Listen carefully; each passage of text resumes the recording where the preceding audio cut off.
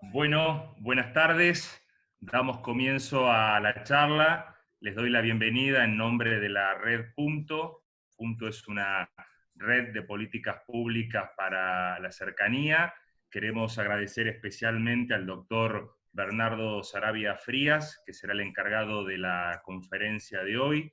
Queremos darle un agradecimiento especial a quien será el moderador, el doctor Diego Goldman, que hizo las gestiones pertinentes para que podamos tener esta charla. Quiero agradecer especialmente el acompañamiento de la Asociación de Abogados de San Martín y el apoyo del estudio Sarabia para que esta convocatoria sea posible y podamos realizar esta actividad. Les cuento brevemente, la Red Punto es una iniciativa de un conjunto de personas que siempre estuvimos preocupados por la necesidad de poder trabajar los problemas estructurales de fondo de la democracia argentina y poder llegar a los acuerdos básicos para poder encarar políticas de Estado. Ese es el espíritu que alimenta la red Punto. Es una red que está nutrida de personas que provenimos de distintos orígenes políticos, sociales, pero todos tenemos la coincidencia de que nuestro país necesita avanzar sobre acuerdos básicos para poder llevar adelante políticas de Estado.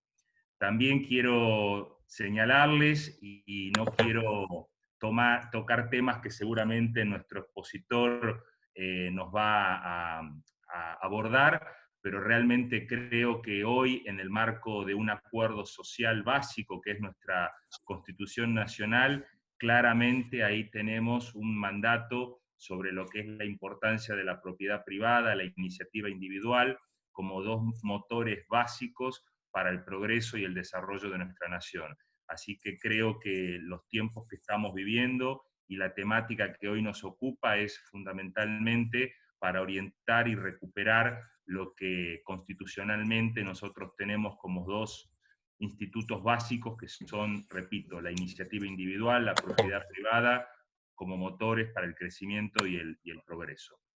Hecha estas palabras de bienvenida y agradeciendo la presencia de todos ustedes, le paso la palabra al doctor Julio Sorrentino.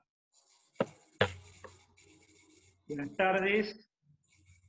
En mi doble calidad de integrante de la Red Punto y también en representación de la Asociación de Abogados de San Martín, darle la bienvenida al doctor Bernardo Sarabia Frías, al doctor Diego Goldman y agradecer la presencia de todos ustedes. Ambas instituciones, la Red Punto y la Asociación de Abogados de San Martín, tienen como principios un pensamiento abierto, un pensamiento pluralista y el rigor científico en todas las actividades que se realizan, teniendo en cuenta las distintas miradas y las distintas visiones. El tema que hoy nos ocupa involucra cuestiones de derecho constitucional, de derecho societario, de derecho administrativo, y en esta primera actividad, y también cuestiones vinculadas al desarrollo económico y la seguridad jurídica, y en esta primera actividad, para tratar estos temas, es un gusto contar con un conferencista de la calidad jurídica con el que contamos hoy. Finalmente, quiero mencionar la presencia en este Zoom con nosotros de algunos miembros del Poder Judicial, como la doctora Elina Fernández, jueza de primera instancia en lo civil y comercial de San Martín, la doctora Diana Cúcaro, jueza del Tribunal de Fuero del Trabajo de La Matanza, el doctor Martín Feller, secretario del Juzgado de Responsabilidad Penal Juvenil. Contamos también con la presencia del presidente del Rotary de Bellavista y secretario general de la Asociación de Abogados, doctor Horacio Godoy, con la presencia de la doctora Cristina Pérgola, secretaria académica de la asociación, miembro del Tribunal de Disciplina del Colegio de Abogados de San Martín, con varios miembros de la comisión directiva de la asociación, la doctora Upayulo, entre otros, el doctor Diego Fiorentino. Por el Colegio de Abogados tenemos también a la doctora Silvia Briata, directora del Consultorio Jurídico Gratuito, la doctora Claudia Moray, del Instituto de Derecho Ambiental, la doctora Nora Gasparino, que es la presidenta de la Comisión Vedora Carcelaria, al doctor Fernando Rodríguez, que es el delegado a la Comisión de Derecho Ambiental por el Colegio ante la Federación Argentina del Colegio de Abogados, la doctora Tomisi, que es la gran impulsora y promotora del arbitraje en el ámbito del Colegio de Abogados de San Martín, el doctor Ricci, es consejero del colegio, y unos tantos colegas más que nos acompañan. Así que le agradezco también, obviamente no los puedo por cuestión de tiempo nombrar a todos, pero nos acompañan también otros distinguidos y distinguidas abogados y abogadas del Foro de San Martín. Así que muchas gracias a todos.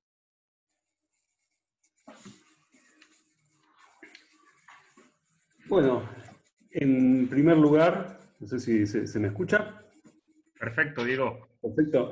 En primer lugar, le quiero agradecer, obviamente, más allá de a los organizadores, que ahora vamos a pasar a agradecerles, a todos los participantes, que veo que tenemos una buena concurrencia el día de hoy, porque creo que tanto el expositor como el tema lo ameritan, pero no quiero dejar de agradecer en primer lugar a Matías Lobo y a la Red Punto por haber brindado este espacio para realizar esta actividad, igualmente a la Asociación de Abogados de San Martín, al doctor Julio Sorrentino, y a todos los que han colaborado con la organización para que esto sea un éxito. Que si Internet no nos falla, no tengo la menor duda que lo va a hacer.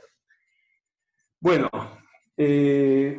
lógicamente el tema de la expropiación, la intervención o la ocupación temporaria de la propiedad privada en general y de las empresas en particular es un tema que ha adquirido actualidad en la coyuntura por los eventos que todos conocemos vinculados a la empresa Vicentín, pero no deja de ser uno de los puntos centrales en donde uno puede advertir cierta tensión o cierta fricción entre intereses fundamentales de la sociedad, como lo son por un lado la defensa de la propiedad privada, y por el otro el ejercicio de ciertas actividades lícitas del Estado en procura del bien común.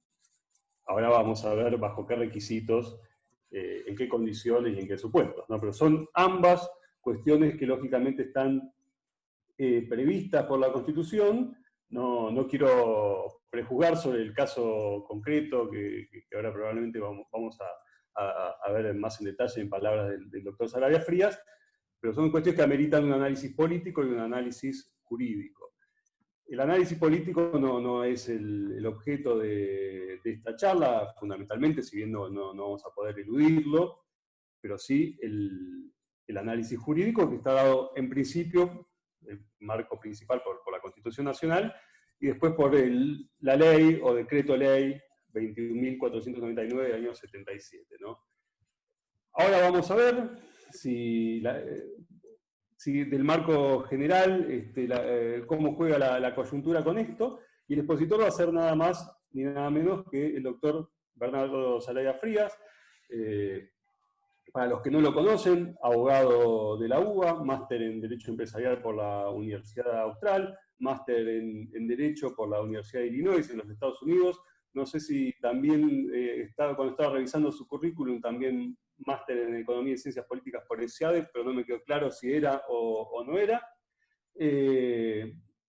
Vamos a darlo también por compañero de ESIADE. Y obviamente, además de un exitosísimo abogado en la actividad privada, particularmente lo que es derecho comercial y bancario, quien ha sido en los últimos años, hasta diciembre del año pasado, procurador del Tesoro de la Nación, es decir, el jefe de todos los abogados del Estado, función en la que he tenido el gusto de compartir algo de las tareas que nos convocó la función pública en ese momento, y que realmente creo que ha sido uno de los funcionarios que ha cumplido su tarea con un desempeño inobjetable en defensa de los intereses del Estado Nacional y de los ciudadanos en particular.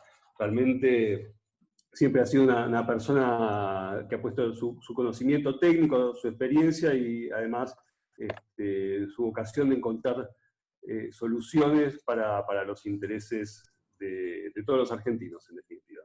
Pero bueno, no los quiero aburrir más con las presentaciones, ahora lo dejo a Bernardo que empiece con el tema de la charla. Lo único que les quiero aclarar es que después de terminar la exposición, vamos a tener un espacio de 10-15 minutos para preguntas. Les pido que las preguntas me las hagan por escrito en el chat, y vamos a ir tratando de no olvidarnos de ninguna, de ir leyéndolas para que no sea tan caótica la parte de las preguntas.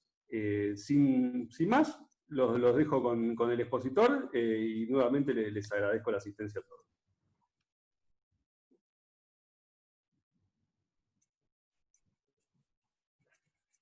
Está con el micrófono deshabilitado todavía el expositor. Ahí está, ahí me han habilitado. Bueno, muchas gracias a todos. Es realmente un gusto estar compartiendo con ustedes y sobre un tema tan importante. Agradezco especialmente a los doctores Sorrentino y Lobos por la organización, y a mi amigo el doctor Diego Goldman. Muy distinguida la concurrencia por lo que ha identificado el doctor Sorrentino, así que vamos a hacer un esfuerzo aún en tiempos tan desafiantes, hasta a nivel personal, que estoy viviendo en este momento. Es lindo hablar de instituciones en momentos como este, porque las instituciones justamente en momentos de premura y de crisis son las que uno tiene que estar más apegado y respetarlas con mayor ahínco. Bien decía Diego que acá se mezcla todo, se mezcla el derecho, se mezcla la política, se mezclan las circunstancias, y vamos a tratar o voy a tratar, me puse en plural, no quiero eludir responsabilidades, me hago cargo y completamente, voy a tratar de ceñirme lo más que pueda al derecho. Hay un famoso adagio latino que reza Salus Populi Suprema Lex. Ese adagio viene de los viejos tiempos romanos y merece una doble interpretación para aquellos que no han escuchado o no saben latín. Hay una interpretación estricta, que es una interpretación literal, conforme a la cual Salus Populi Suprema Lex se traduce directamente como la salud del pueblo es la máxima ley, es la ley suprema. En rigor, esta interpretación literal nunca se aplicó en el derecho romano. Especialmente no se aplicó desde la interpretación que le hizo el mejor abogado de todos los tiempos, que fue el gran Cicerón. Él entendió una interpretación amplia que era aplicable a esta frase y consideraba salus, bien traducido, como el bienestar general.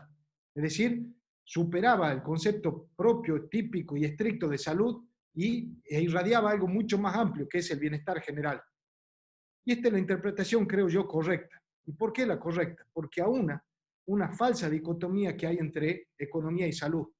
Ya en aquellos tiempos, los romanos, y en particular Cicerón, y desde él en adelante lo habían resuelto. Y no había tal dicotomía. Había una armonía, una anuencia en el concepto de bienestar general que engloba todo. Y así pasó incluso hasta nuestra Constitución, que lo contempla expresamente en el preámbulo, donde allí se habla precisamente de bienestar general. Y esto se condice incluso con la definición de salud que da la Organización Mundial de la Salud, que es el estado de plenitud psicofísico y social.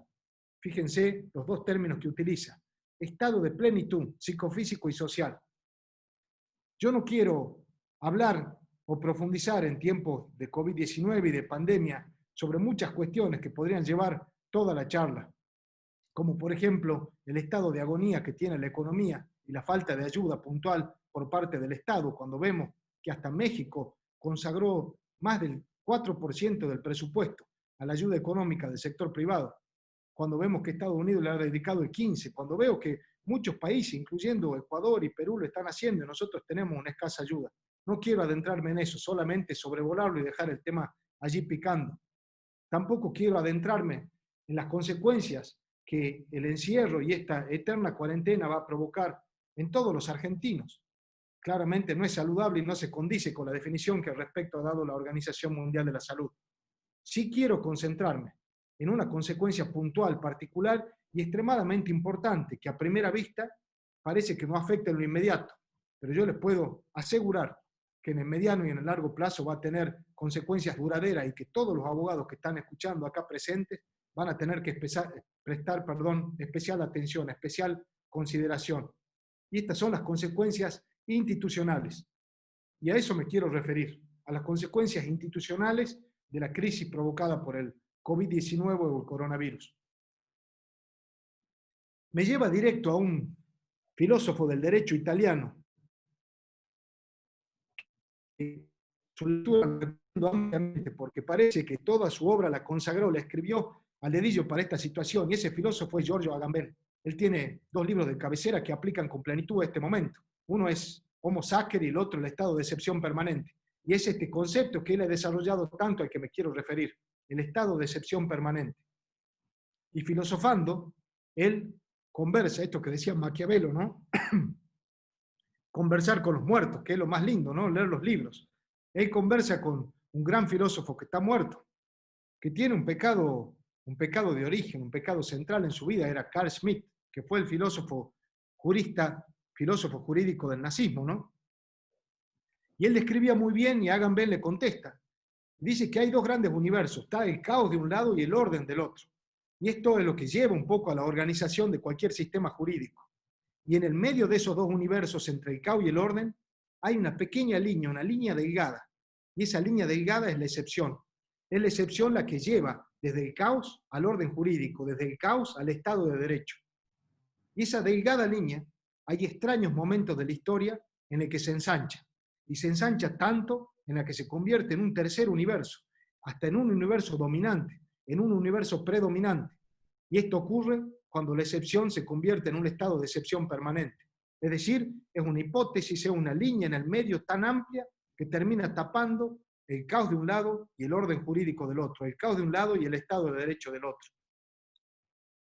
Es como que el Estado de Derecho queda suspendido, el derecho queda suspendido en su ámbito temporal y espacial y empieza a predominar la excepción. Decía el gran Cicerón, y estarán cansados que lo cite tanto, pero ha sido tan protagonista, tan importante en la historia del derecho que vale la pena recordar. Y él decía que la historia es magister vitae, ¿no? Maestra de la vida.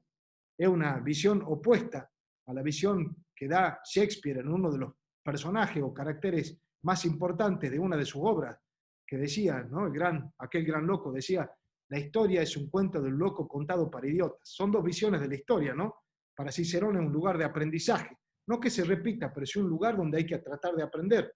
Mientras que aquel personaje de Shakespeare consideraba que era un lugar anacrónico, y más que anacrónico, un lugar sin ningún contenido ni ningún aprendizaje. Yo creo en Cicerón, así que voy a recurrir a la Magister Vitae. Y si vemos la historia argentina, hay un largo recorrido desde nuestro origen fundado en el estado de excepción. Es casi un lugar común del que no podemos salir en nuestra historia. Déjenme ser más puntual. Allá cuando en 1517 Álvaro Núñez, cabeza de vaca, bajó desde el Mississippi con un papel en la mano diciendo, yo vengo a ordenar al virreinato, a este virreinato tan desordenado, cayó en el primer estado de desetudo que conocemos acá en los pagos del sur. Se le contestó, la ley del rey se acata pero no se cumple. Ahí empezó el estado de desetudo en nuestro país. Palabra poco simpática, pero que tiene pleno significado en los momentos que estamos viviendo. Es decir, un Estado de Derecho que no tiene vigor, un derecho, una ley que no tiene vigor. Como dice el gran filósofo Deleuze, muchas leyes y pocas instituciones no tienen mucho sentido. Y así empezó nuestra historia. Llegamos, salteo mucho el tiempo virreinal, pero llegamos a tiempos de Rosas. No es que tenga nada con este gran personaje histórico, pero creo que ahí empezamos a vivir el gran tiempo excepcional, cuando él pidió lo que fueron la suma del poder público. Lo expresó en una frase interesante, que era el lleno de las facultades. Ese fue el lenguaje, la frase que utilizó. Y esa fue la continuación, pero acentuada ya, acentuada cuando empezamos a tomar la forma de un país, de una patria, de aquella prolongación del estado de excepción permanente que empezó con Álvaro Núñez, con aquel la ley se acata pero no se cumple. Y a ello respondió Sarmiento, influenciando dramáticamente en la redacción del artículo 29 de la Constitución Nacional, cuando exigió que allí se ponga que quien pide esa suma del poder público debía ser considerado infamo traidor de la patria. Fíjense con todo esto que el problema, la tensión que genera el estado de excepción no nos es algo ajeno. Es más, diría yo que para todos aquellos que somos analistas, juristas o protagonistas de algún modo en algún tiempo de la historia del derecho en la Argentina, es un vector central para analizar, para considerar, porque es lo que atraviesa, es lo que predomina, es lo que ha tenido una influencia determinante. Y les decía al principio, lo que ha provocado el COVID-19, a mi entender, es la predominancia o la imposición en un punto de un estado de excepción permanente que empezó a tomar forma y ahora plena, después de 100 años, iba a decir 100 años, 100 días, espero que no sean 100 años y que no emula el gran García Márquez con esto. Se ha instaurado este estado de excepción permanente. Puede gustar o no, pero es un hecho, un dato fáctico, un dato concreto. Y algo que aquellos que me acompañan en mi equipo han dado en llamar el step-in del estado de la economía. Es decir, la definición de un estado que tiene una presencia predominante en todos los aspectos de la sociedad. Digo todos los aspectos, incluyendo principalmente la economía. Y a raíz de esto, de esta presencia predominante, que no estoy haciendo un juicio de valor, estoy tratando de describir esto como un hecho a partir del encierro de la cuarentena, a partir de esto ha ocurrido una afectación a un principio que para muchos no tiene mucha aplicación práctica. Hasta para algunos puede ser un principio considerado liberal en demasía. Y ese principio es la división de poderes, del gran varón Charles de Secondat de Montesquieu. Este principio de división de poderes es tan discutido y mal interpretado por muchos, porque muchos creen que tiene que haber un silencio absoluto y un compartimento estanco dividido en tres poderes, que yo creo que no es así. Siempre tiene que haber un diálogo de poderes, pero tiene que haber una división. Esto es casi, para aquellos que gustan de la astronomía, una delicada astronomía, una astronomía muy ajustada donde hay tres planetas que tienen su propia órbita y que no deben exorbitar. De allí viene la palabra exorbitancia, cuando un planeta invade la trayectoria de otro. Es decir, cada planeta tiene que tener su propia circularidad y no invadir la trayectoria, no invadir el lugar que tiene otro. Ese equilibrio tan delicado que es no invadir las facultades, no invadir la esfera del otro, pero permanecer en un diálogo marcado por el poder político por definición, que es el poder ejecutivo, junto con el legislativo, desde luego. Esa no exorbitancia, ese equilibrio es central para cualquier sistema y es central para la República Argentina. Y creo yo que estamos enfrentando un enorme desafío, porque esto del step-in del Estado, esto del estado de excepción permanente, está llevando un Estado a una situación muy delicada en ese equilibrio de poderes. El doctor Serrentino ha tenido a bien, y con mucha lealtad profesional, enumerar todos los jueces que están escuchando, y sepan que lo hago con el mayor de los respetos al Poder Judicial, pero sí quiero marcar la situación en que están los dos poderes distintos al Poder Ejecutivo. De un lado, el Poder Judicial, lamentablemente en una situación de feria que fue postergada incluso excepcionalmente el día de ayer por la Corte.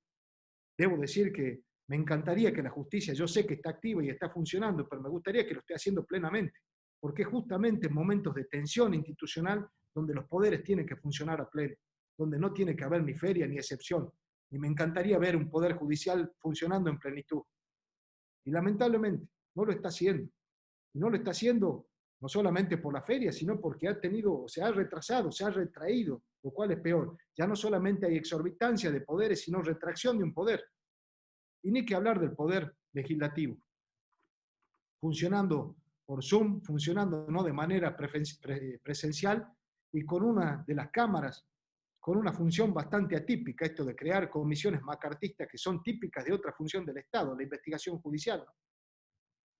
Y en ese estado estamos, con un poder ejecutivo en pleno funcionamiento, en un funcionamiento, diría yo, casi total, permanente, de ocupación absoluta, no absoluta, pero casi absoluta del funcionamiento de los otros poderes. Y este desequilibrio, esta exorbitancia del poder, quiero remarcar, es peligrosa y tiene consecuencias. Pienso en el poder legislativo, ¿no? Estaba pensando en el Congreso, en el Parlamento inglés. Caían bombas B-12, ¿no? Plena guerra mundial y lo único que funcionaba era el Congreso, el Parlamento, traduciéndolo, ¿no? Y acá lo tenemos en silencio, funcionando a distancia y a veces con los micrófonos apagados. Deberíamos tratar de ajustar esos detalles. Y ahí está el Poder Ejecutivo, solo y expansivo, y sin control ni crítica, que son las funciones más importantes de los otros dos poderes. El control por parte del Poder Judicial y la crítica por parte del Poder Legislativo. La crítica constructiva, la crítica que desarrolla ideas desde la confrontación, pero no agonal, sino arquitectónica, que construye y da respuestas. Y eso es lo que nos está faltando. Volver a la órbita, abandonar la exorbitancia y que los poderes entren en pleno funcionamiento y evitar este estado de excepción permanente. Porque se afectan los tejidos institucionales. Y cuando se afectan los tejidos institucionales nacen hernias. Y esas hernias, como todos de alguna edad, como tengo yo con algunas canas, que veo algunos que saben que son muy dolorosas y tienen consecuencias y no se van más. Y esto es lo que creo que como operadores del derecho, cualquiera sea la posición que ocupemos, tenemos que tratar de corregir y corregir con inmediatez y con prontitud. Sobran los ejemplos. No quiero tampoco entrar en detalles porque ya habrá lugar para preguntas. Pero pienso, por ejemplo, en la sociedad anónima simplificada, borrada de un plumazo. Pienso, y lo voy a decir, porque acá estoy en riesgo, ¿no? Pero no importa. Pienso en el ex vicepresidente, que tenía un dictamen firme de la protección del Tesoro de la Nación, y se dio vuelta un dictamen que estaba firme, eso es falta de seguridad jurídica, para dar un beneficio a alguien que no le corresponde y sobre el cual la administración ya se había expedido. Pienso en las Fuerzas Armadas en que se ha cambiado su destino y su objetivo con un decreto. Y recuerdo que allí hay gente que trabaja con vocación y que de un día para el otro se encuentra que su objetivo o la línea de su trabajo ha sido modificada de un día para el otro. Pienso en la desdigitalización del Estado. Nos habíamos acostumbrado a la transparencia, todos los expedientes subidos para que todo el mundo lo pueda ver, y volvimos de repente al papel, con la sola excusa de la pandemia, de que no se puede firmar, de que no se puede estar allí, justamente en el momento en que la tecnología desde hace largo ya permite superar ese tipo de obstáculos. Este es el marco que quería describir, y ahora sí adentrarme directamente en el caso Vicentín. Suena, como dicen los jóvenes ahora, bizarro en una mala traducción del francés y el italiano, ¿no? Pero suena bizarro porque Vicentín es como un diminutivo, y ese diminutivo ha causado un problema enorme, un problema gigantesco. Habría que llamarlo Vicentón, cambiarle la denominación jurídica a la empresa a esta altura ya por el problema político que ha significado, ¿no? Espero que algunos se rían, aunque sea en la pantalla. Intenté hacer un chiste y no encuentro respuesta ni en las pantallas. Horacio Yu dice, ríase un poco, a ver. Está muy serio, Horacio. Bueno, voy a ir directamente al caso Vicentín entonces. Y este es el primer momento en este asunto donde se presenta un límite, o un límite a esta situación de exorbitancia, un límite a esta situación de predominio del Poder Ejecutivo, un límite al estado de excepción. Es interesante ver el funcionamiento institucional, como un juez, como dijeron, alguien de paz, de una provincia, soy provinciano, así que muy orgulloso de serlo, pero un juez de paz, un juez de provincia, poniendo un límite a una situación muy discutible, que me gustaría ahora analizar brevemente con un triple enfoque. Hay algo interesante por empezar que tiene que ver con la dimensión constitucional. Y esa dimensión constitucional me gustaría detenerme brevemente en el decreto dictado por el Poder Ejecutivo a tal efecto. Y acá me gustaría hacer una analogía con el caso YPF, porque YPF fue el caso inmediato anterior donde se aplicó una técnica desde el punto de vista del derecho administrativo y constitucional para llevar adelante la expropiación de una empresa. Quiero ser claro, el Estado no solamente debe tener las facultades plenas para tomar una decisión de esta índole. Un Estado puede expropiar sin ninguna duda, tiene que ser así.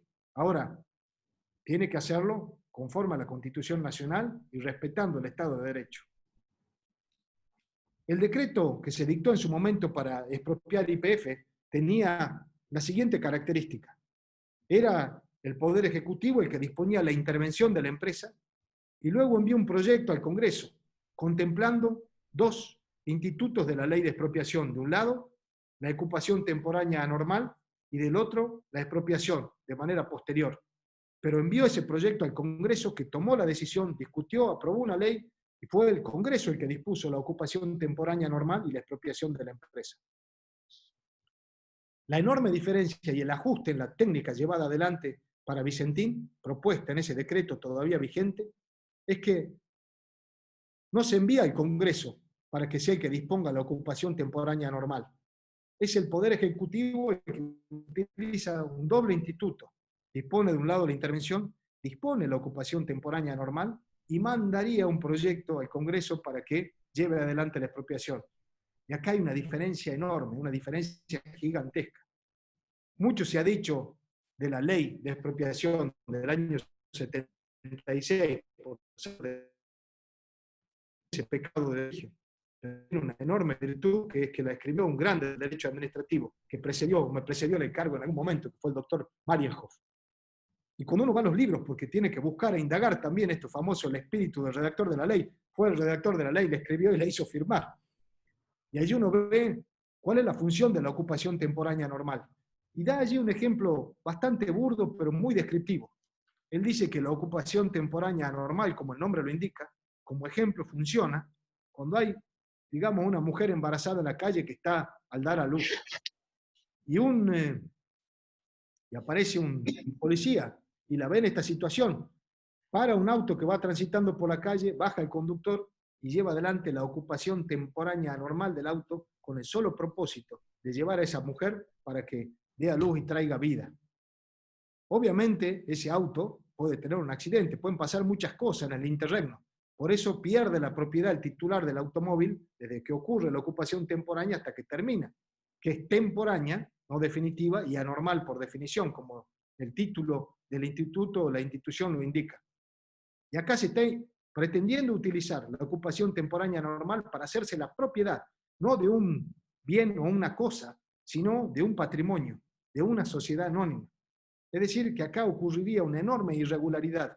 El Poder Ejecutivo tomaría la propiedad de una sociedad sin que haya, como indica la Constitución y la ley, una expropiación previa y el pago de un precio justo, dictada por el Congreso de la Nación. Y este pequeño ajuste en el dispositivo que se está llevando o que se propone o se ha propuesto para implementar la expropiación de la empresa Vicentín es lo que a mí me llama la atención desde el punto de vista constitucional, es lo que sobre todo quería remarcar. Insisto, como dijo Diego antes, acá se mezcla el derecho y la política. No voy a considerar las razones políticas de si esto está bien o mal. El Poder Ejecutivo tiene la plenitud y todas las facultades para proponer una medida de esta índole. Lo que quiero llamar la atención jurídicamente es la utilización ajustada y, a mi entender, equívoca y errada de la ocupación temporal y anormal, porque no puede ser que a tiro de decreto cualquier empresa esté al alcance de una ocupación temporánea por parte del Poder Ejecutivo, que en definitiva sería la pérdida de la propiedad. Debería ir esto al Congreso, creo yo que habría que discutirlo, y rememorar y entender y aplicar adecuadamente el instituto de la ocupación temporánea anormal, porque esto tiene consecuencias, no hay que olvidarse.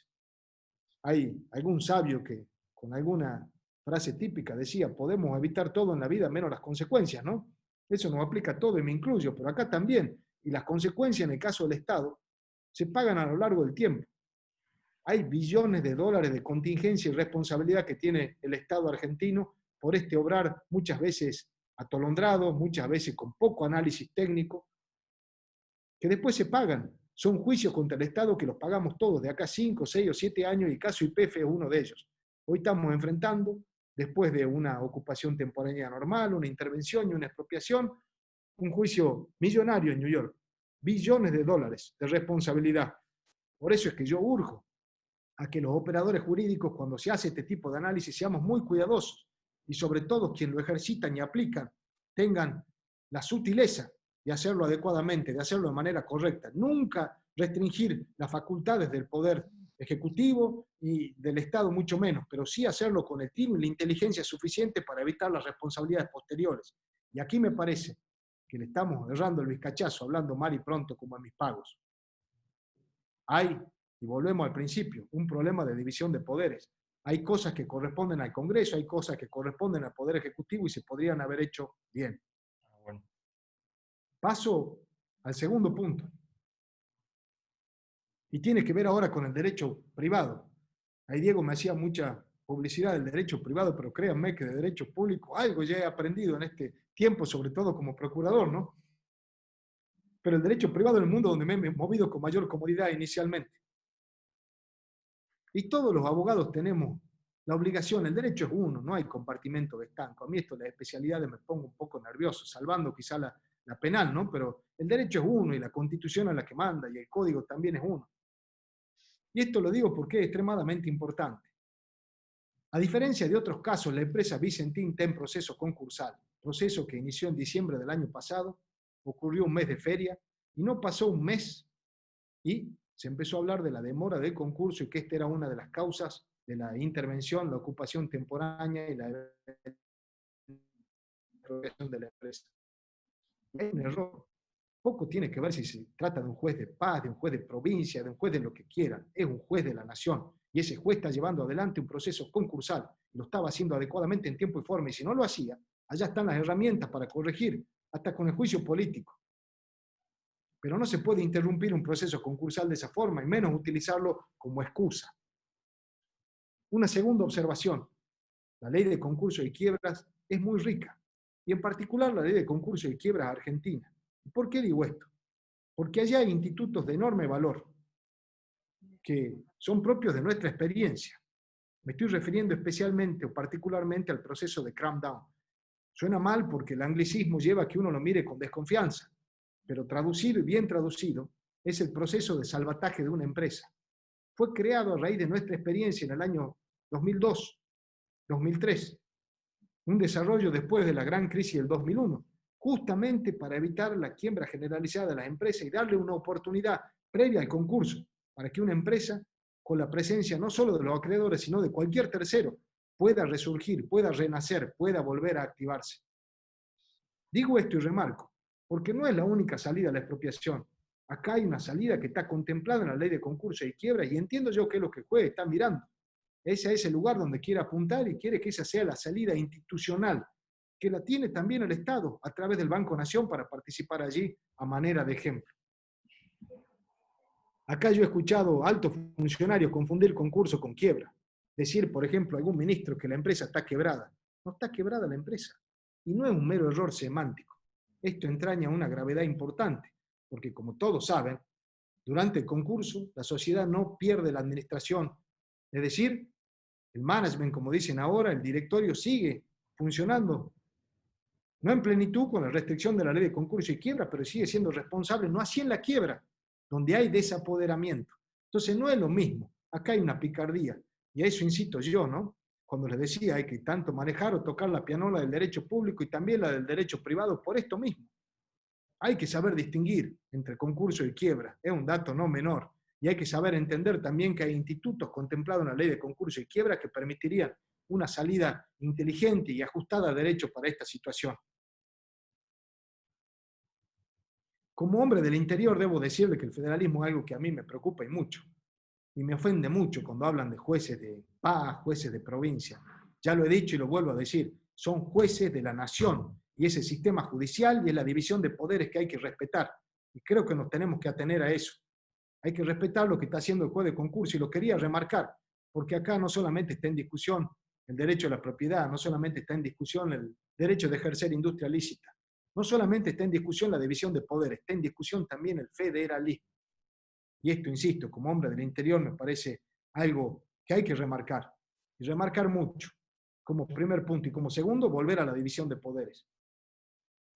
Desde luego no estoy de acuerdo con crear comisiones investigadoras ad hoc y menos sin respetar las mayorías que indique el reglamento del Senado para investigar lo que hizo no el Banco Nación con Vicentín. Para eso está la justicia, para eso hay una causa judicial a la que todos, y me incluyo en primer lugar, nos sometemos y nos tenemos que someter, porque como hombres de derecho tenemos que respetar. pero crear comisiones ad hoc y especiales, insisto, sin respetar las mayorías que indica el reglamento, me parece que no corresponde, particularmente para este caso Vicentín y en general también. Hay demasiados temas preocupantes y acuciantes para la sociedad como para abocar a uno de los poderes del Estado a dedicarse a crear comisiones ad hoc. Nos deberíamos ocupar de qué pasa con la economía, de qué pasa con la salud de la gente y tantos otros temas urgentes. Pero no quiero mezclar las visiones políticas, como dijo Diego, me voy a seguir ateniendo a la visión jurídica. Me viene a la memoria una frase que utilizó en algún momento el periodista Mariano Grondona, cuando en la tapa, no recuerdo ya la revista, pues yo creo que no había nacido todavía, dijo que faltaban energías suplementarias al Poder Ejecutivo, y fue la premonición para el golpe a uno de los presidentes más importantes que ha tenido la Argentina, el doctor Arturo Illia. Energía suplementaria. Cuando empezamos con esas frases, es la vuelta al estado de excepción permanente, es la vuelta a la falta de división de poderes, es la vuelta a la falta de Estado de Derecho en Argentina. Yo espero que no pase. Confío en que la respuesta siempre es la ley, confío en que la respuesta es siempre la Constitución, confío en que hay momentos justamente de crisis, son las instituciones las que tienen que tener la mayor de las fuerzas. Y termino, y no por ser radical, pero estoy con los presidentes radicales, pero voy a tener que terminar con un presidente radical, que es Irigoyen. En un momento le preguntaron, ¿no? Le hacían una crítica, y usted no tiene plan, ¿y cuál es su plan? Y dale con el plan. Estaban los socialistas de un lado que tenían planes, ¿no? Porque eran gente muy versada y muy estudiada, y Irigoyen lo consideraban, si bien era abogado, una persona sin tanta formación, esa era la presunción. Y ante tanta insistencia y el silencio del peludo, le preguntaron de vuelta, ¿cuál es su plan? Y él contestó, tengo 3 planes. La Constitución, la Constitución, la Constitución. Muchas gracias y me quedo sujeto a las preguntas que deseen hacer.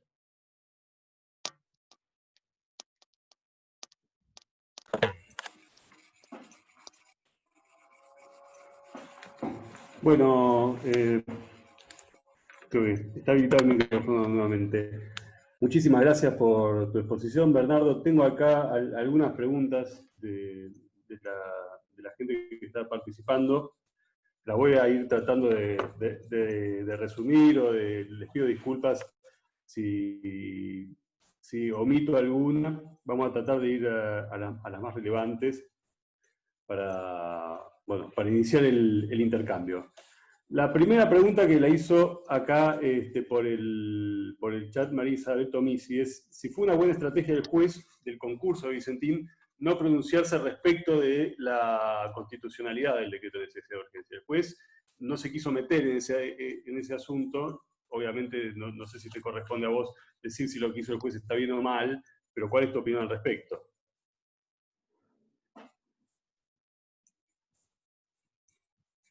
No sé si le habilitamos. No, yo había entendido, pero la tengo a la anfitriona que es muy arbitraria. Está invadiendo otros poderes del Estado y me apaga el micrófono. Esto está rememorándome al Senado de a poco, anfitriona, active todo.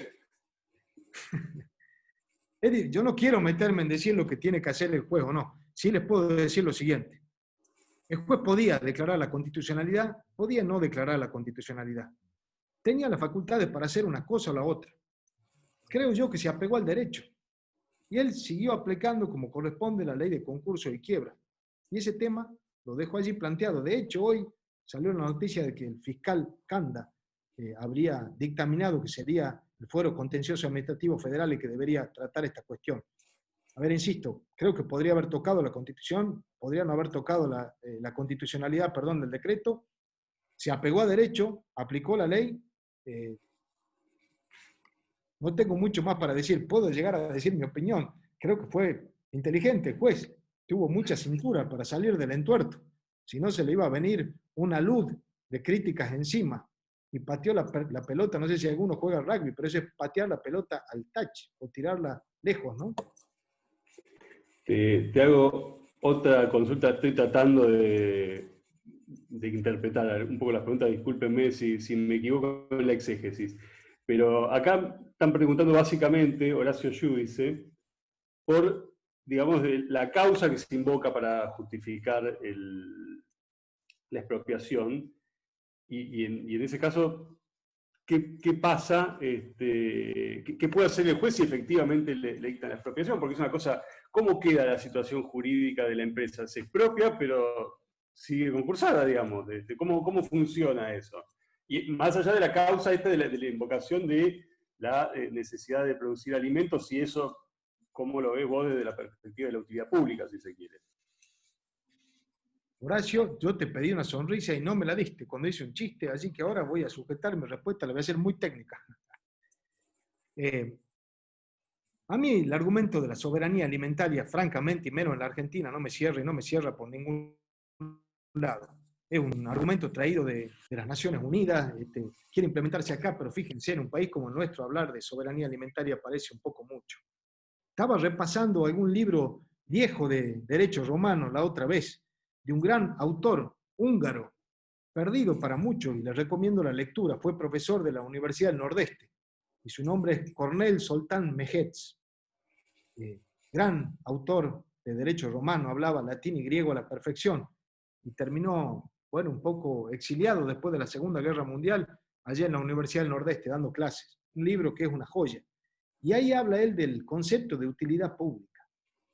Y dice que es de tanta gravedad, aún en el derecho romano. Ustedes piensen que el derecho de propiedad en el derecho romano no tenía el desarrollo que tenemos hoy. Pero ahí habla del concepto de utilidad pública traducido del latín. Dice que es de tal gravedad que tiene que afectar algo central, algo que realmente mueva la fibra y dé justificativo. Y quiero decirte, Horacio, que ni del derecho romano hasta hoy el argumento de la soberanía alimentaria es suficiente. Y creo que es parte del Estado de Derecho la responsabilidad de argumentar bien estas cosas. Habiendo estado en la función pública, déjenme decirles que muchas veces uno redacta los decretos con los considerandos un poco a las apuradas y sin darle mucha consideración. Está escribiendo derecho. Y cuando se escribe derecho hay que ser muy cuidadoso con la intención que tiene, en este caso el Poder Ejecutivo, llevar adelante una acción así. Insisto, la soberanía alimentaria, a mi gusto, no es argumento suficiente, ni mucho menos.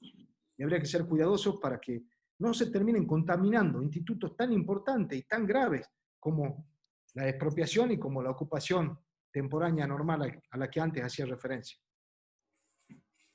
Acá Álvaro Aquino, un poco en la misma línea, pregunta cómo se puede ver el DNU desde el punto de vista de la necesidad de fundamentación de los actos administrativos, o sea, el elemento motivación del acto administrativo, cómo funcionaría en este caso. Creo que es un poco lo que venís comentando.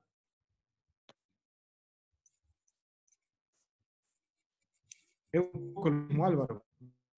Más o menos la visión, al menos de mi lado.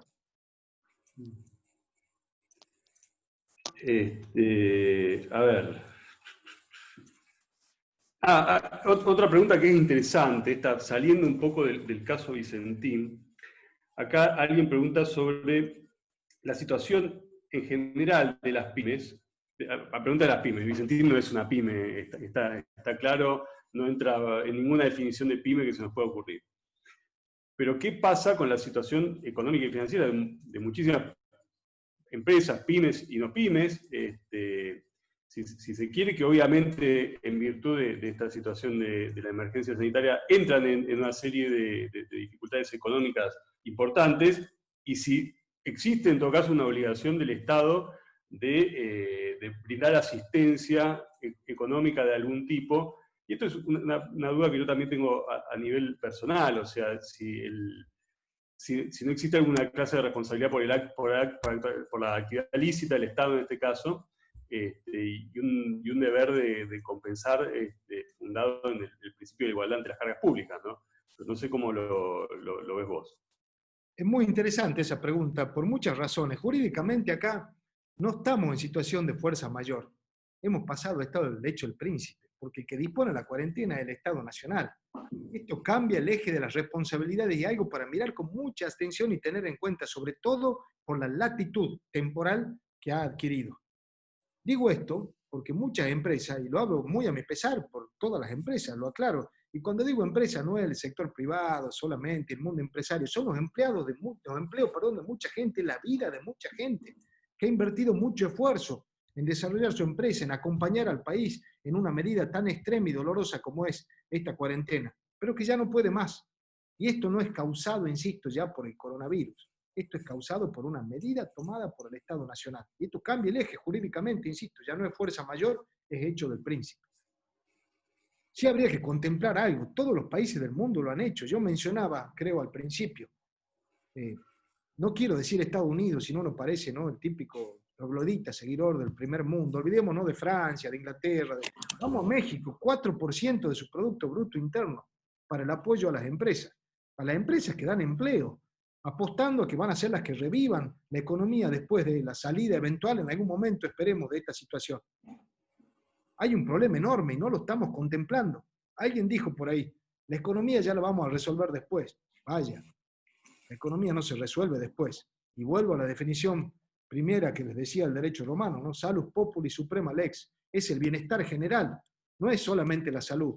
No hay dicotomía, son falsas. Hay una armonía entre esos principios. La economía y la salud forman una sola. Y quiero ir a una frase bastante burda, pero la voy a decir. No nos vamos a morir de coronavirus, nos vamos a morir de hambre, que es peor. Espero que no pase. Y ahí sí hay responsabilidad. Y mucha. Te hago no sé cómo venís de tiempo, porque hay varias consultas acá, estoy tratando de interpretarlas algunas, porque el lenguaje del chat, viste que a veces es un poco complicado de entender. A ver, acá una pregunta que surgía es, ¿qué hubiera pasado si la ocupación temporaria, digamos, cuestionable y todo, en vez de ser dispuesta por el Poder Ejecutivo, hubiera sido dispuesta directamente por el Poder Legislativo, se hubiera variado en algo la conclusión, digamos? Y después, metemos dos en una, ¿sí? Es ¿qué solución previa podría ofrecer el Estado para salir de esta situación? Y ahí te meto también un tema que vos mencionaste, que era el tema del cram-down, cómo funcionaría el cram-down o cómo podría utilizarlo como forma de salir de esta situación, supongamos el Estado Nacional que tenga creencia desde el Banco Nación, la FIP y quizás algún otro organismo público. Mire, yo he defendido un juicio, lo puedo decir porque ya ha pasado un tiempo, juicio de YPF, ¿no?, que sigue en curso. No quiero dar muchos detalles porque no corresponde por los conflictos de interés y todo esto, ¿no? Pero uno de los argumentos centrales que el demandante imponía allí era la ocupación temporaria mal realizada, ¿no?, mal hecha. La ocupación temporaria como instituto, a mi gusto y a mi entender y a mi interpretación, tiene otra función. Yo di el ejemplo del auto para hacerlo bien descriptivo, eso es lo que dice Marienhoff, pero no es para hacerse de una empresa, menos de YPF y menos de Vicentín. Yo creo que está mal. Ahora, debo decir que en términos de división de poderes, si al menos el Congreso, el que dispone y dicta una ley contemplando los dos institutos, estamos en otro lugar. Estamos en un margen, si quieren, de actuación, de responsabilidad mucho más ajustado a derecho. Va más allá de mi interpretación de la ocupación temporaria normal como instituto. Pienso en la división de poderes tan importante siempre y la participación del Congreso. A mi entender, habría sido distinto, hubiera sido distinto una ley dictada por el Congreso que contemple los dos institutos. Es mucho más sólido jurídicamente hablando. Esto es un giro peligroso desde muchos puntos de vista, incluyendo especialmente el derecho a la propiedad. El cram-down, desde luego, es el instituto, está creado para eso, para dar una solución y es para salvar a las empresas. Y tiene la magia, más que la magia, la realidad concreta, de que no solamente es un acreedor el que puede salvar a la empresa haciendo una mejor oferta, convirtiéndose en accionista y dueño. Lo puede hacer cualquier tercero. Y esto es lo que, fíjense, el caso Vicentín no es, con todo el respeto a las marroquinerías o a las zapaterías, pero es algo grande, donde puede haber mucho interés y de mucha gente. O sea, el cram-down podría ocurrir y aún el Banco Nación como acreedor podría participar allí, lo podría haber hecho perfectamente. Lo podría hacer perfectamente. Yo creo y sigo convencido que el instituto es el lugar, respetando la división de poderes, respetando la ley de orden público, que es la ley de concurso y quiebra, y respetando y protegiendo sobre todo el derecho de los acreedores también, incluyendo el Banco Nación, y la continuidad de la empresa con todo, como dicen los americanos, los stakeholders, que incluye desde luego a los empleados, a los proveedores, todo lo que esté en juego con Vicentín. Acá el amigo Enrique Cornejo Costas, un comprovinciano tuyo, también no sé si sigue en la función pública allá en Salta, un gran funcionario salteño, dice, hay gente que hoy piensa en el deber de desobedecer la ley siguiendo a Santo Tomás de Aquino, que planteaba que la ley injusta no es ley, básicamente. ¿Podríamos aplicar esa idea tomista a este caso o ya sería un exceso? ¿Qué problema me pone usted con religionarios? Yo, con provinciano, digo, no puedo responder eso, he sido procurador del Tesoro de la Nación. Sí les puedo decir que leía el otro día, no sé si les gusta, Spinoza. Qué filósofo, Baruch Spinoza, ¿no? Baruch Spinoza era el filósofo de la libertad, el filósofo del amor, pero tuvo sus momentos revolucionarios, ¿no? Donde él era caricaturista y además de filósofo, para mí el gran filósofo de todos los tiempos, salvando algún que otro griego, ¿no? Los presocráticos tal vez. Pero él era, además, bueno, hacía los vidrios para las lupas y los anteojos de ese tiempo, ¿no? Pero era caricaturista, entonces él hizo una caricatura poniendo a su cara con un revolucionario napolitano, que lo tengo en mi icono de WhatsApp, así que tengo mis simpatías con las revoluciones, pero como procurador del Tesoro o ex procurador no puedo dar una opinión tan contundente de Santo Tomás, más allá de las simpatías. A ver, vamos a resumir acá algunas preguntas. Hay una pregunta sobre la legitimación, digamos, activa para pedir la nulidad del decreto de necesidad de urgencia. ¿Quién podría pedir la nulidad del decreto más allá de los propios acreedores, digamos? Una pregunta bastante técnica. Y después, acá, Fernando Miguel Rodríguez, vamos a leer tal cual y vamos a tratar de interpretar, perdón Fernando, si no entendemos bien la pregunta. Él dice, el gobierno dijo que si hubiera querido expropiar porque sí, era más lógico que lo hiciera con Cargill y no con Vicentín. Y el tema con Vicentín es que se había perdido totalmente la confianza en el directorio, en los dueños de la empresa. ¿Tiene alguna relevancia la confianza que merezca o no la dirección de la empresa respecto tanto de los propios acreedores o tiene alguna relevancia? Yo no me reservo mi opinión, digamos, pero... No tiene ninguna relevancia. Lo que se piense de una empresa en particular o en general no tiene ninguna relevancia jurídica, es una relevancia política en todo caso. El Estado puede expropiar respetando la Constitución, respetando la Constitución lo que le venga en gana. Debería tener algún sentido, que es lo que marcaba Horacio antes, ¿no? La utilidad pública.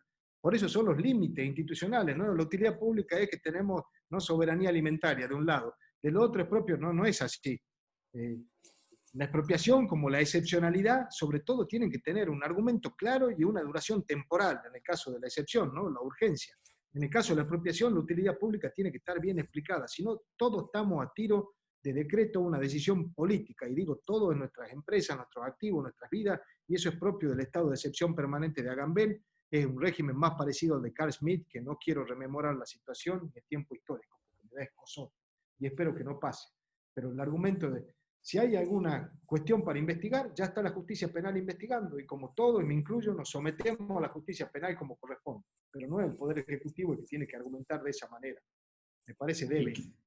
Quedaba el tema de la legitimación activa. Debe ser a cuenta de lo que resolvió el juez por un pedido que hizo Mario Barletta, que fue presidente de la Unión Cívica Radical, y sí estaba fuera de tiempo y espacio jurídicamente, no tenía ningún tipo de legitimación. Hasta ahí estoy de acuerdo con lo que hizo el juez, básicamente.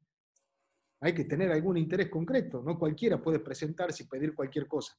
Esto se ha discutido mucho, ¿no? Hasta si un diputado nacional tiene legitimación activa para cuestionar un decreto. Es un caso que incluso ha llegado hasta la Corte, el del diputado, hoy ministro de Relaciones Exteriores, Felipe Solá.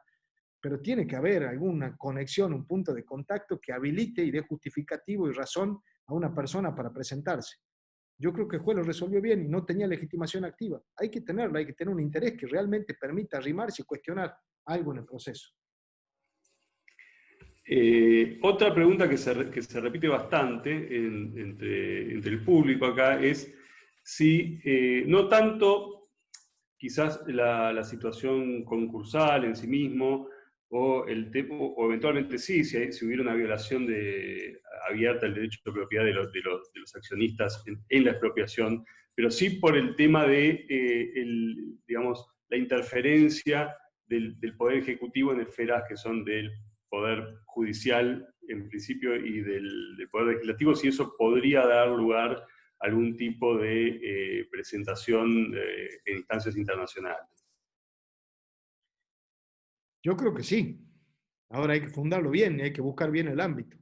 Yo esto creo que he repetido mucho y disculpen mi iteración, pero el hecho de que sea un juez del interior a mí me da más pasión y más, ¿no? Porque es un juez de Paime, le querían poner una capiti diminutio, es un gran juez, se está comportando a la altura de las circunstancias, apegado a derecho, por lo menos hasta ahora, no quiero emitir un juicio de valor, pero hay que dejar que el Poder Judicial actúe. Todos nos quejamos, no está en feria, cuando actúa, y no es así.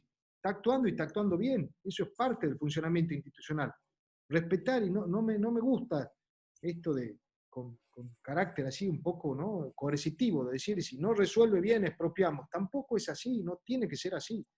Algún tuit había de alguna abogada ahora relevante, que decía un fallo falladito, y hacía unos análisis extraños. No estoy de acuerdo con ese tuit, no estoy de acuerdo que haya sido un fallo falladito, y creo que el juez está actuando conforme a derecho, y espero que lo siga haciendo, por el bien de la Argentina. Después, no sé si hay alguna otra consulta. Una consulta que se repite también bastante, de contenido más político o de conocimiento quizás de situaciones similares, que te la formulo igualmente porque se ha repetido bastante. Si vos ves que esto puede dar pie a que se avance posteriormente, sentar un precedente para que se reedite esta situación respecto a otras empresas en situaciones similares. No sé qué opinas al respecto. Y después acá están preguntando nuevamente si en función de la normativa anticorrupción a nivel internacional que ha suscrito la Argentina, puede también haber algún cuestionamiento respecto del contenido del decreto de necesidad de urgencia. Imagino que debe ser por algún eventual conflicto de intereses en el nombramiento del interventor y ese tipo de cuestiones. Bueno, la Argentina vive tiempos difíciles en este momento, ¿no? La República vive tiempos difíciles. No quiero cargar las tintas en nadie, pero lamentablemente tratados internacionales sobre la corrupción que ha suscrito la Argentina hoy, no le tengo tanta confianza. Lamentablemente, digo, veo jueces muy discutibles, que es, en mi caso personal, un honor que me estén queriendo juzgar, porque me da, bueno, no quiero emitir mayor opinión, pero la corrupción en la Argentina es un problema sintomático y lamentablemente los tratados que tiene la República no se estarían aplicando muy mucho. De hecho, utilizar la Oficina Anticorrupción y la UIF para acciones que no tendría que estar siendo utilizadas y tener que estar ocupándose de otras cosas me da un poquito de enojo porque se cometieron muchos errores en los últimos 4 años, sin duda, y mea culpa, pero hubo un avance institucional importante, el reconocimiento y el respeto de muchas cosas, y esta vuelta atrás a mí no me gusta un ápice. Así que lamentablemente puede ser que se pueda fundar tal vez en algún tratado, pero dudo que eso pueda aplicarse, tal vez con el tiempo. Y no me acuerdo, Diego, la primera pregunta. No, era si esto podía sentar un precedente, era más una opinión de carácter político. Sí, me da escozor eso también, como la corrupción en Argentina, eso también me da escozor. Y me da escozor porque el sistema privado argentino está en quiebra. Y si vamos a estar a tiro de decreto del Poder Ejecutivo que puede expropiar cualquier empresa, y la verdad es que me preocupa mucho. Acá habría que trabajar en un proyecto de ley que muchos países han hecho, que es el proyecto de ley sobre hospital de empresas. Estados Unidos, por ejemplo, dictó la CARES Act a 10 días de que haya empezado el encierro y resolvió aplicar trillones de dólares, el 15% de su PBI, para ayudar a las empresas, pero no para repartir dinero gratis. Corrigieron los errores que cometieron en el año 2008. Entonces hay un financiamiento a la empresa, se toma un crédito, pero hay serias restricciones. Restricciones como, por ejemplo, no se pueden repartir dividendos, no pueden comprar los accionistas la propia empresa. Hay que llevar adelante un plan concreto. En definitiva, hay un control sobre el préstamo que se realiza a las empresas, pero no se las expropia. Y nadie está a tiro de decreto de perder el esfuerzo muchas veces de una vida en haber construido un establecimiento y perderlo a tiro de decreto. Entonces, claro que me preocupa. Ya se está hablando de Sancor y se va a empezar a hablar de muchas cosas y no es así. Es preocupante, Diego. Y a quien haya hecho la pregunta también se lo transmito. Bueno, Bernardo, creo que no quedan más preguntas. pido disculpas si he omitido alguna. Te agradezco muchísimo la exposición. Creo que ha estado muy interesante, muy rica la exposición. Te agradezco nuevamente haber aceptado la invitación. Y bueno, quedamos a disposición para próximas actividades. Dejo a la doctora Cristina Pérgola que Un diga unas segundito, palabras para el cierre. Diego, un segundito antes de Cristina. Saludarte, Bernardo, Diego, agradecerles a ambos. Excelente exposición, Bernardo. Ya le dejo las últimas palabras a Cristina. Agradecer a todos los que participaron, que nunca bajamos de ser casi 60, así que habla, digamos, del interés que mantuvo la charla, porque arrancamos siendo 60 y estamos terminando en el mismo número. Así que, Bernardo, felicitarte por la exposición. Simplemente quiero, a modo de cierre, rescatar el tema institucional que vos marcaste, porque el caso Vicentín también tenemos que verlo en el contexto en el que sale, ¿no? Un contexto donde justamente los fracasos en materia de gestión sanitaria, los fracasos en materia de gestión económica, hace que, bueno, un sector político del país vuelva a utilizar estos atropellos a las instituciones para poder nuevamente sembrar discordia y ganar una legitimidad política. Quizás vos no lo dijiste porque diste una exposición muy desde el aspecto jurídico y te lo valoramos muchísimo, pero yo creo que también esta apreciación política a modo de cierre es interesante porque tenemos que también no ser ingenuos y ver que el caso Vicentín se da en ese contexto político. Seguramente nos vamos a seguir viendo y vamos a seguir propiciando estas actividades, así que acá hay otro salteño que te saluda y bueno, hasta otro momento. Y ahí sí le dejo la palabra a Cristina para que nos dé las palabras finales. Bueno, muchas gracias a todos. Para la Asociación de Abogados de San Martín ha sido un gran honor ser parte de esta importante y relevante charla de absoluta actualidad, donde se reflexionamos sobre temas como que le interesan al país, como la seguridad jurídica y las garantías constitucionales. El tema de que entidades de relevancia social como la Red Punto y la Asociación de Abogados de San Martín confluyan en el tratamiento de estos temas también es importante. Y desde ya destacar el alto nivel académico del doctor Saravia Frías, y bueno, desde ya su vasta experiencia profesional, que ha estado en cabeza nada menos que de la Procuración del Tesoro de la Nación. Así que bueno, agradecerles a todos por haber estado firmes, por haber participado y bueno, esperemos vernos en otra oportunidad. Muchísimas gracias. Gracias.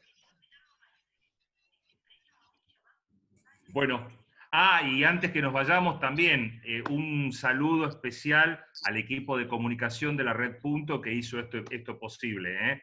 Anaí Maroñas, Pablo Vázquez, que también han estado en la organización y el diseño para que todo esto salga como corresponde y pueda ser difundido en el momento adecuado. Así que al equipo de comunicación de la Red Punto también vaya nuestro agradecimiento. Chao, gracias, hasta luego.